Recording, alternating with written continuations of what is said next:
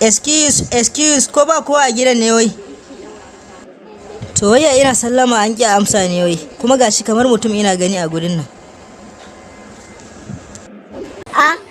Wai daman sallama kake yi ne? Ni na ji ana excuse, ni na ɗauka ma wani abinci kake so a kawo ma ko sunan abinci ne. Mu ai ba haka ake sallama a cikin addinin musulunci ba. Assalamu alaika idan mutum ɗaya ne, yayin da suka kasance su da yawa assalamu alaikum, amma ka zo kaina ina matsayin musulmi malami kana min excuse, to mu gaskiya ba haka ake Saboda ka san mu 'yan boko, in dai har ka zo ko a aji ka zo sai ka ce excuse, in ba shi ba wanda zai abin nan. Ko za ka koya min sallama ne? To ai ni ma musulmi ne. Sannu sallau, brother muslim.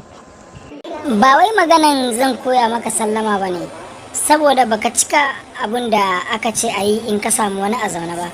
Yayin da ka shigo sallama ya kamata ka yi, amma ka zo kana excuse, kana ga hakan ya dace? Yanzu dai ba wannan na zo ba abokina mai da wukar. Na zo maka da wani labari ne mai daɗi. Ok, to shikenan ba matsala, tunda ka gane ka yi ba da dai ba, ya yi kyau. Ina jin ka, me ka zo min da shi?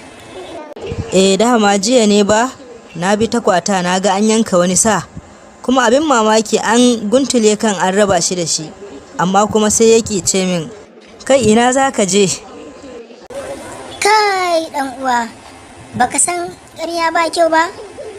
Sa aka yanka, sa aka guntule kan yake tambayan ka ina za ka je? Haba dan uwa, bai kamata ba fa.